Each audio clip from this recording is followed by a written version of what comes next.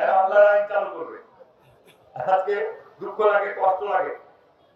আজকে যারা জামাত ইসলামের নেতৃত্ব দিচ্ছেন তারা কত বড় আলেম, তারা কত বড় বুজুর্গ, যে আপনারা আজকে আপনাদের যে ধর্মের স্লোগান, এই ধর্মকে অপব্যবহার করে আজকে আপনারা মানুষের মধ্যে ফিতনা তৈরি করছেন, আজকে মানুষের মধ্যে বিভক্তি তৈরি করছেন। আজকে আপনারা এই ধর্মীয় অনুভূতিকে কাজে লাগিয়ে আপনারা আপনাদের ভোটের কাজ করতে চাচ্ছেন, কিন্তু আসলে কি বাস্তবে আপনারা যারা এই দলের নেতৃত্ব আছেন তাদের দ্বারা ইসলামিক আইন পাস করা সম্ভব?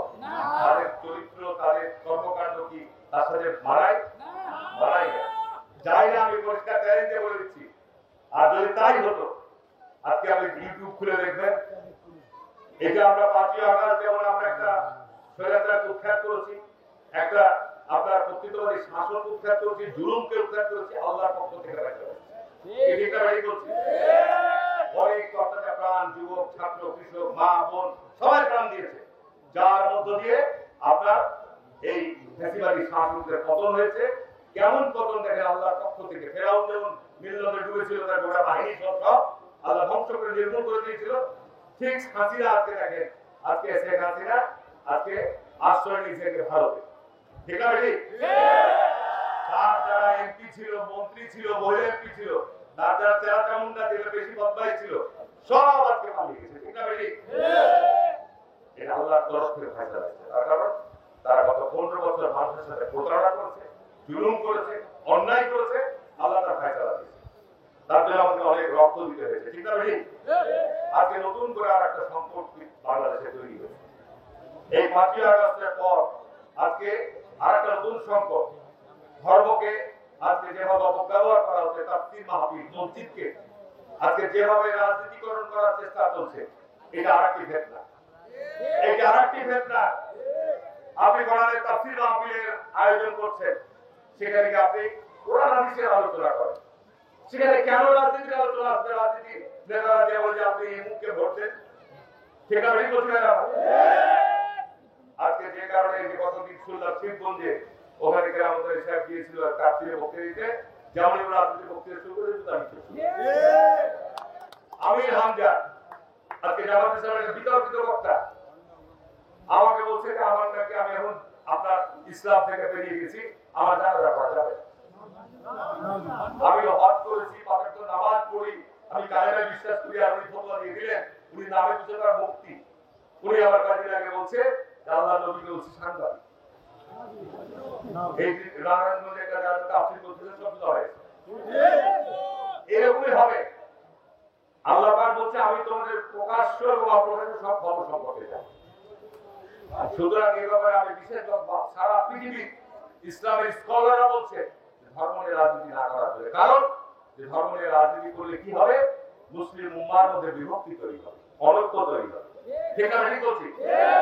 কারণ জামাত ইসলাম কয় পার্সেন্ট মুসলমান বাংলাদেশে কয় বলেন? আপনি এখন মসজিদে যে জামাত ইসলামের বক্তৃতা দেন, ওই মসজিদে তো ইবাদতের জায়গা।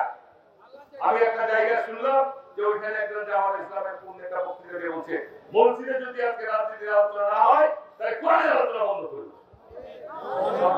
কত বড় দুর্ভাগ্যপূর্ণ কথা, কত বড় দুর্ভাগ্যপূর্ণ কথা।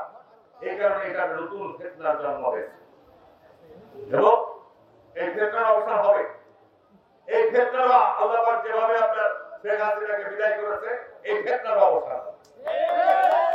আপনি দেখেন না আজকে এই হঠাৎ করে পিয়ার ছাড়া নির্বাচন মানব না, পিয়ার না হলে নির্বাচন হবে না। আরে পিয়ার মানুষ বুঝে, পিয়ার মানে প্রপোর্শনালিটি, আনুপাতিক হারে নির্বাচনের প্রতিনিধিত্ব করবে।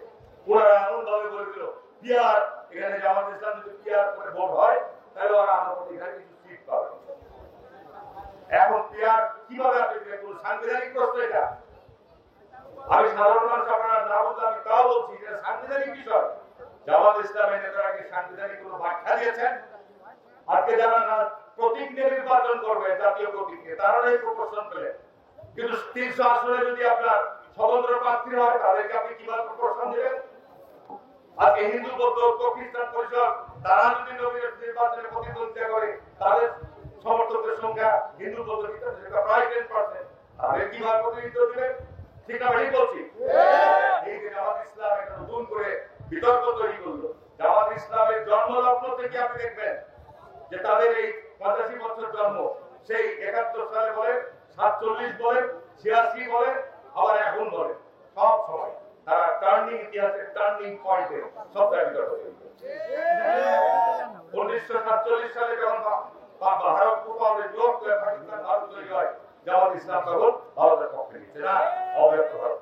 আমরা 71 সালে যখন বাংলাদেশের স্বাধীনতার জন্য আমরা যুদ্ধ করি, তখন ওনারা আবার পাকিস্তানের পক্ষ নিয়েছে, বলছে আমরা এবং পাকিস্তান সেনাবাহিনী ছাড়া আর ওরাই হচ্ছে সর্বত্র একমত দেশ। আবার 86 সালে মঞ্চে দাঁড়িয়ে ঘোষণা দিল যে এরশাদের যারা নির্বাচন যাবে তারা জাতীয় বেঈমান হবে। দেখা গেল বিএনপিকে ফেলে দিয়ে আবার হাসিনা এরশাদের সাথে আঘাত করে নির্বাচন চলে গেল। এইগুলো আপনার ইসলামিক দল হিসাবে এগুলো ঠিক বলে, একটা মুনাফিকি চলছে। যাই হোক, এই সমস্ত বিষয়গুলো আজকে আমাদেরকে খুব ভালোভাবে চিন্তা করতে হবে। বন্ধুরা আমার, চাঁপাইনবাবগঞ্জ নিঃসন্দেহে আজকে এই আমাকে আপনারা নির্বাচনে এখানে সামনে থেকে বিভ্রান্তি অনেক আসবে। আমি গত 5টা নির্বাচনে মনোনয়ন পেয়েছি, কেউ বলেছে হারুন নমিনেশন করে।